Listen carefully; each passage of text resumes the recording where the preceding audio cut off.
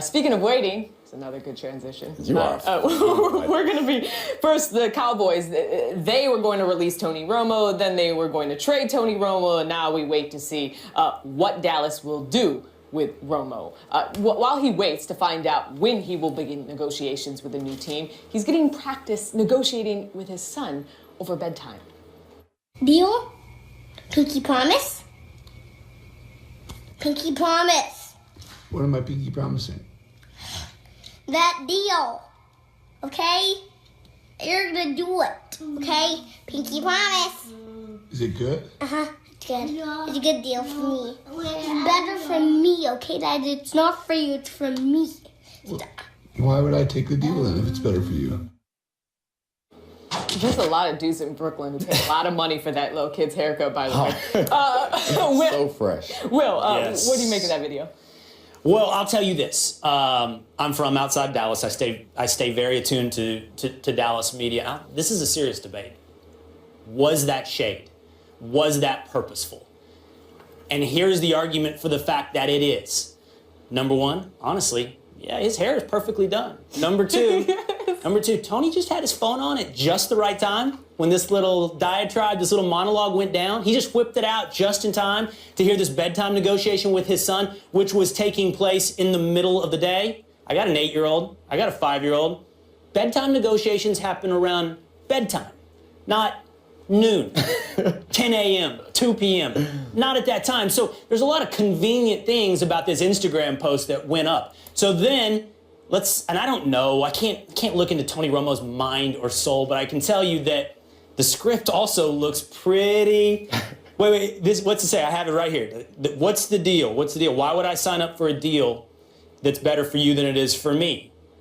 Right? Hawkins, it's good. It's a good deal for me. It's better for me, okay, Dad? It's not for you, it's for me. This is the Jerry Do-Right deal, right? Tony, this is a two-man, one-man, one-kid play reenacting the Jerry Do-Right deal. Now, that's exactly kind of the way the Do-Right deal's going down. First of all, I saw a lot of toys in the background that I recognize, and Tony's toy game is on point. As someone who has a 6-year-old, a 4-year-old, and a 1-month-old, I recognize all of those. And if you can negotiate with children, you can negotiate with anyone. Because my son shuts down most negotiations with one word: no. I can't do anything about it. But I do think that you're right. It seems calculated. He's smart enough to know. What I don't understand is why don't just come out and say it? Like, why don't you just come out and say that Jerry's doing me wrong? Going through all this and bringing your son into it seems like a bit of a problem, because I think you and I may disagree on this, but Jerry is not doing what's best for Tony in this situation. He's not, but he's not hurting Tony either. I mean, in a habit that I want to keep going, I will defer to you on the intricacies of football behind the scenes. But what's Tony missing right now? What's he missing? Should he be a Houston Texan right now?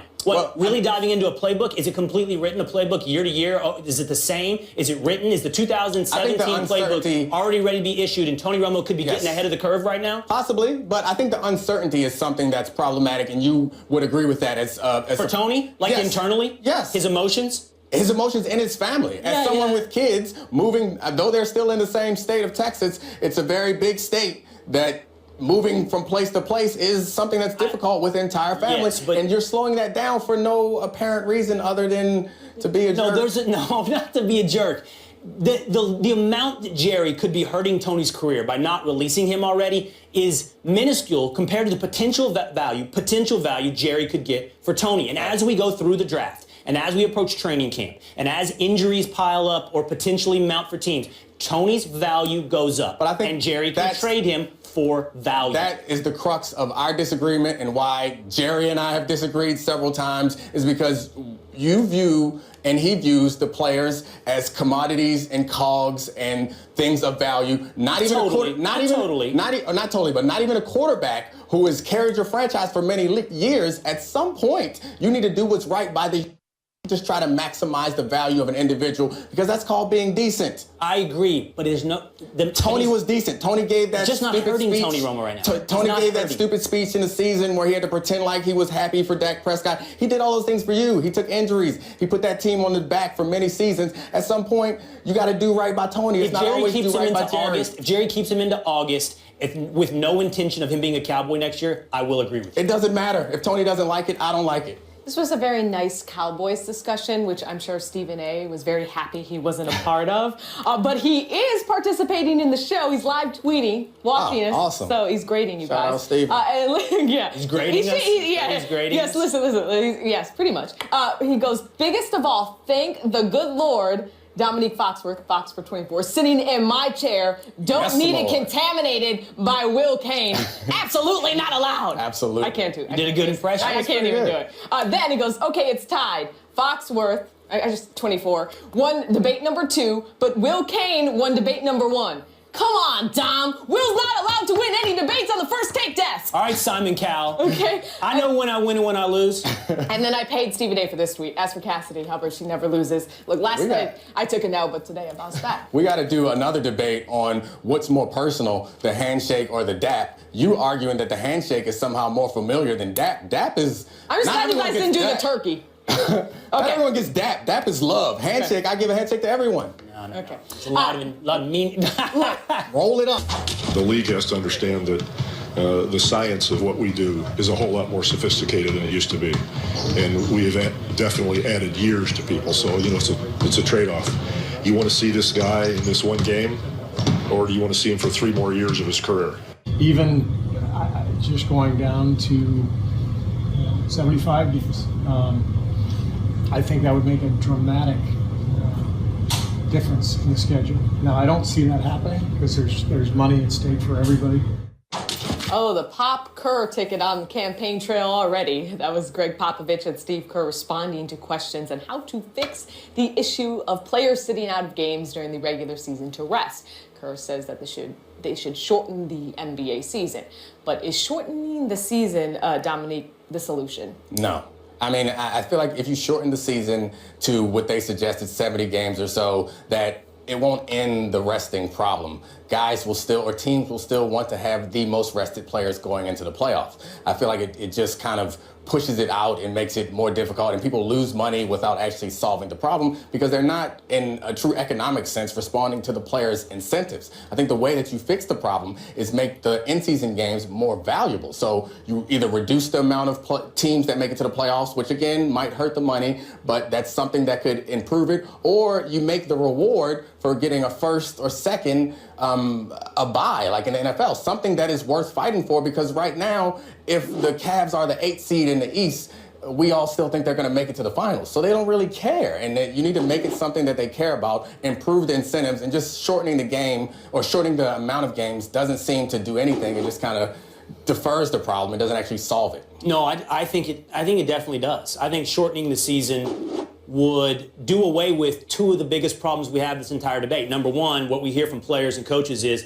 that guys are getting injured, potential for injury, shortening their careers, need rest. Okay, play fewer games. That would solve most of those problems. You might be right. There might be some people who try to play chess and strategize to rest guys more, like in week 17 of the NFL. But by the way, the NBA and NFL aren't comparable. People root for the helmet in the NFL. They root for the star in the NBA. But the more important problem is the meaningfulness of games, which we agree on. Fewer games would simply make each and every game more meaningful. Agreed. The NBA is selling us a product that they themselves are admitting at times really doesn't matter. Why would you pay for something that the guy who's selling it to you is telling you it's really not worth that much? I agree. This is meaningless. I think one more, there's an old saying, and Mark Cuban got the most credit for it recently, a business saying that pigs get fat, hogs get slaughtered, right?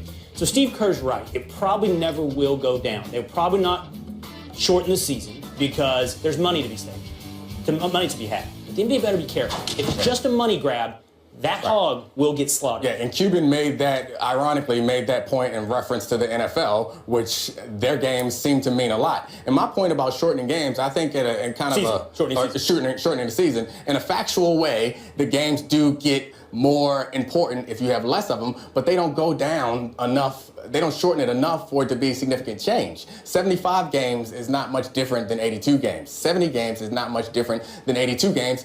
And LeBron will still be in the playoffs after 50 or so games, so it won't matter where he ranks. You would have to reduce the number of games to something close to what the NFL is doing so that these games become so valuable that you cannot miss them. If you miss a game, you lose a game, you may not go to the playoffs, which is why we should address that issue in a way that won't affect their money, is make the first and second seeds in the playoffs get a bye or something that's more valuable, get 4 home games in a row, something that's worth fighting for, because right now the seed is not worth fighting for. Okay, economically it's supply and demand. You want to increase the value of something, decrease the supply of it. Give me less, I'll pay more for it. So give me less regular season games, but I'll jump on that. Give me less basketball, it'll be worth more. Give me less playoffs. 7-game series are entirely predictable. We know, as you pointed out, who's going to win that first round. There's virtually no surprises to be had. But we know in who's that going to win all the way through. But you don't know that in the NCAA tournament.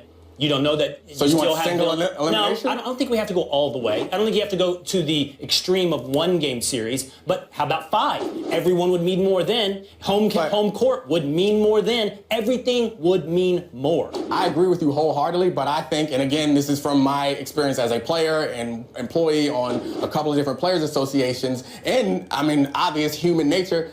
You're losing money, and if there's a way to do this without losing money, I think that would be preferable. And the way to do that is not to reduce the season, but make the number 1 and number 2 seed something worth fighting for. And I think I've always kind of defended this idea that people complain that there are too many super teams in the NBA. This is the first time where I feel like that complaint is valid, because the super teams pull away and then the games don't matter. So all of that stuff is a problem, and the way you fix it is make it so that it is important to secure that number 1 seed, and that it is something super valuable, worth fighting for every team to continue to fight for. Because right now it's not like, even if the Cavs got the 8th seed and the healthy Warriors got the 8th seed in the West, you're still betting on the Cavs and the Warriors making it to the finals, so it doesn't matter. If a team got a bye and got a whole week of rest, then we'd be like, oh, you have to play 7 more games or 4 more games or 5 more games. Oh, this gets interesting. This is worth fighting for. You don't like the thought of adding a week just to take the pressure off the back-to-back? And if what the players want is rest, that's the whole point. We give you what you want. Stop trying to take things that people don't want taken.